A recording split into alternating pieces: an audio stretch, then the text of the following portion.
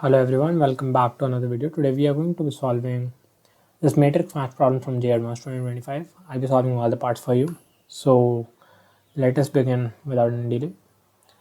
So here we have the first part. So what does the first part say is like we have been given a function and we need to find the minimum value of n for which this function is continuous in this interval. So let us observe what condition do we need to have this function continuous in the whole interval 1 to 2. So what we need here is that this whole thing takes only like one integral value. They lie around only one integral value, so that this greatest integer function takes only one integral value. Alright.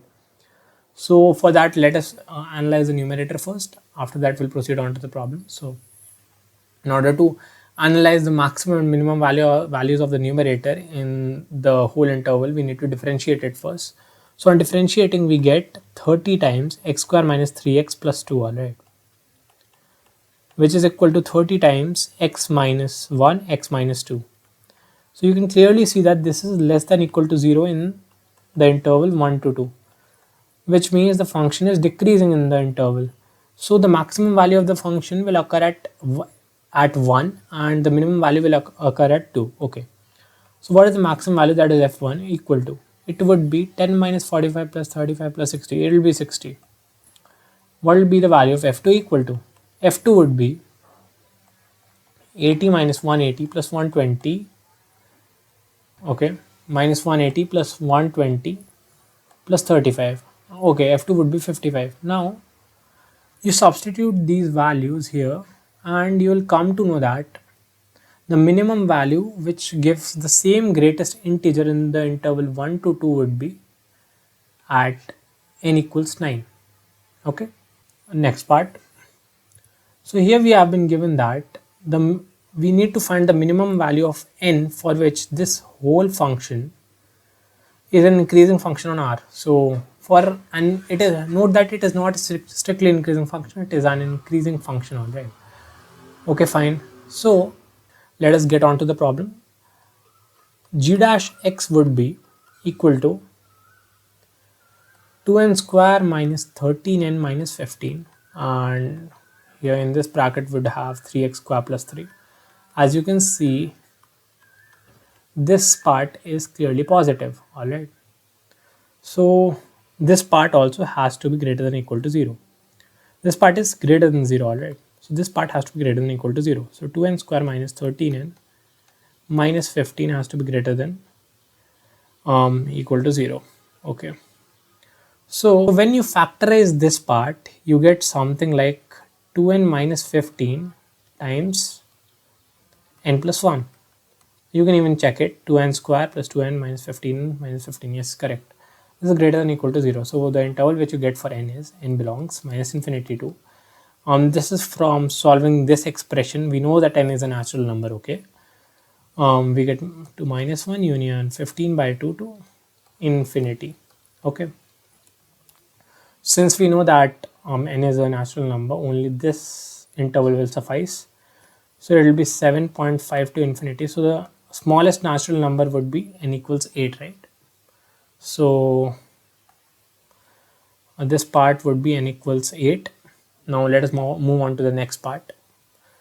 So this question, if you analyze it, we need to find the smallest value of n which is greater than 5 such that at x is equal to 3 we have a point of local minima. Okay, fine. This is a pretty easy question. Okay, so whenever I see like some factors, a thought clicks to my mind, that is drawing graph with the help of science scheme. Okay, that is what I'm going to do. So let us simplify it and write it, and then after that we'll proceed to draw the graph using sine scheme. It will be x minus 3 power n, x plus 3 power n times some quadratic which is positive, alright, some quadratic which is positive. Okay, some quadratic which is positive. Okay, fine.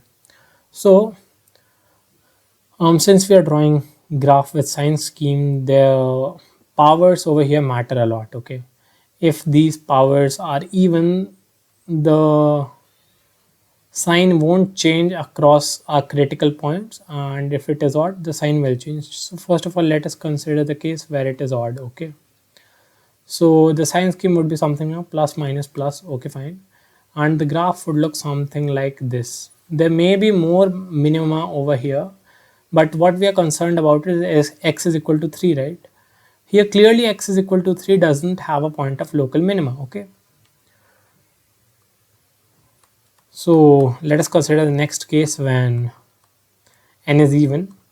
Then we have something like minus 3 3. The sign scheme would look like this, plus plus plus, because sign does not change across even powers. Okay, fine. So here, since the function becomes 0, it has to rise again from here, all right, and from here also it has to rise again because it is positive throughout the interval. So if n is even, then I can say that the function has a local minima at x is equal to 3 always. Since n is greater than 5 also, the least possible value, like the least even value for n would be n equals 6. Okay, let us proceed on to the next question. This is a really simple question, just indicated in a complex way. So the question says that if we have a function like summation k is equal to 1 to 4, k is equal to 0 to 4, I'm sorry, sine of mod x minus k plus cos of mod x minus k plus half, then I need to find the value of, like, the number of points at which the function is not differentiable. Okay, so this is a pretty simple question. So you would have studied that if we have a differentiable, if we have something like a differentiable function plus a non-differentiable function, then the whole function would be non-differentiable, right? You would have read this property somewhere. Okay, so let me tell you to analyze sine mod x minus k. So we'd be using the concept of shifting of origin over here.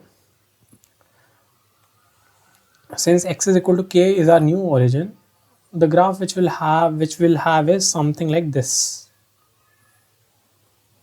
And since it is mod, it will be a mirror image about the line x is equal to k. Okay, so clearly you can see that this function is not differentiable at exactly one point, which is x is equal to k. Rest at all points it is differentiable. Let us talk about a function cos mod x minus alpha 2. Okay, so this function also we have like x is equal to alpha is our new origin, like it will act as a new origin, all right, and about this we'll have symmetry of graph. Okay, let me draw over here itself.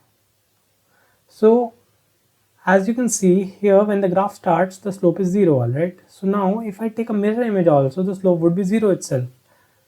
So this won't be a sharp point, this would be a smooth point. So this function is differentiable everywhere. So I need not care about this part of the expression as it is differentiable everywhere. Okay. So where my focus goes now is this part. Okay. So what I need to check is values at x is equal to 1, 2, 3, 4 and 5. I'll take any one value and explain to you how it works. So at x is equal to 1, what happens is only sine mod x minus 1 is not differentiable. As you can see, sine mod x minus k is not differentiable only at k and differentiable at all the other values. Okay, this is a not differentiable term, and rest all the terms would be differentiable. Okay, rest all the terms would be differentiable. Okay, so I can say that the function is not differentiable at x is equal to 1. Similarly, I can say that the function is not differentiable at these 4 values too, with a similar analogy. Okay, so my answer becomes like the function is not differentiable at 5 points. Okay, so what I have here is the value of s would be 3. So my answer would be P2 Q1 R4 S3. P2 Q1 R4 S3. Okay, B option satisfies. So my final answer would be B itself.